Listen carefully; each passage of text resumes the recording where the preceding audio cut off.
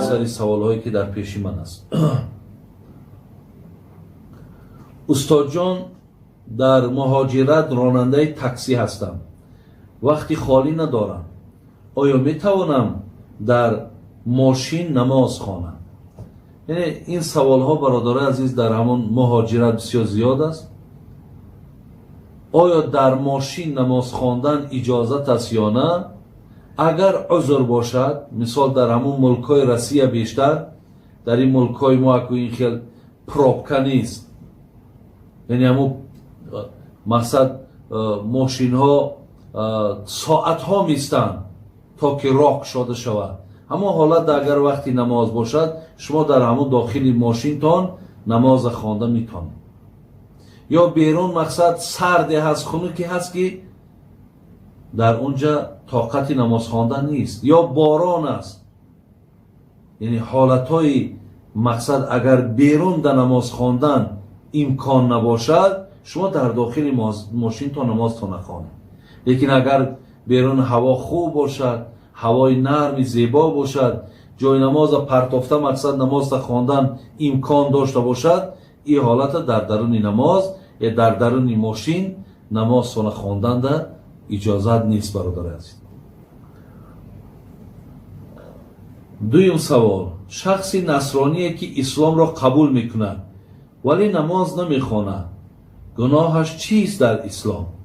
اکو فرق ندارد برادران عزیز، نصرانی است، یهودی است، وقتی که مسلمان شد، یکی از وظیفه های جانی، یکی از وظیفه های مهم، یکی از نشانه های دینداری این نماز خواندن است. یعنی 5 وقت نماز باید که ادا کنم. برای همین البته بالبد هر نفری که نماز نمیخواند، این ترک نماز این گناه کبیره است، یعنی گناه کلان. ما 2 نوع گناه داریم، یکی گناه خرد، یکی گناه کلان. کسی نماز نمیخواند، او ترک گناه کلان کرده است، یعنی برای نخواندن نماز و پیش خداوند جوابگره. از این لحاظ برادران عزیز و گرامی، نماز یکی از 5 ستون دین، یعنی میگیم بینای مسلمانی بر چند است؟ میگم بینای مسلمانی با 5 نو است. یکی از همون، یعنی مقصد چی است؟ همون 5 ستون دین. یعنی اگر از همین 5 یکیش نباشد، دین ما کامل نیست. یکی از همون ستون ها برادر عزیز این 5 وقت نماز خواندن است.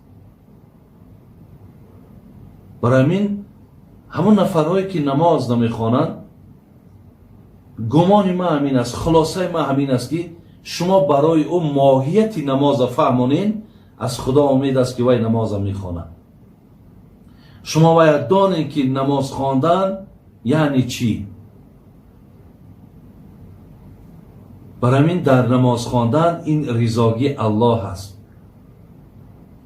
نماز خواندن این در غضب آوردن شیطان است. نماز خواندن این روشنی خانه قبر است. نماز خواندن این راحتی خانه قبرت است. نماز خواندن این کلیدی در جنت است. نماز خواندن این بالای دست ملائکه ها نشستن و داخل جنت شدن است. نماز خواندن این نور مؤمن است.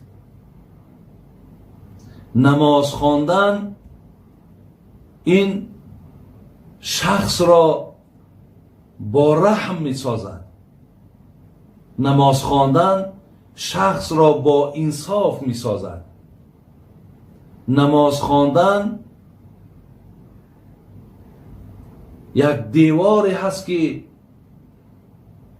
تو را نمی گذارد که در کارهای زشت دست بزنی. زین لحاظ این نعمت ها را از دست ندهیم برادران عزیز، خواهران عزیز.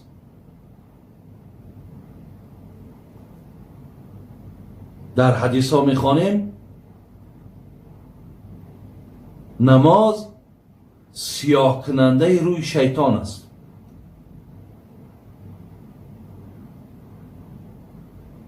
هرگاهی که انسان در نماز راست می ایستد، الله در نزد ملائکه هاش می گفت است که شما گفته بودین که اینها روی زمین پلید میکنن، فساد میکنن، بین بنده مرا که مرا عبادت میکنن.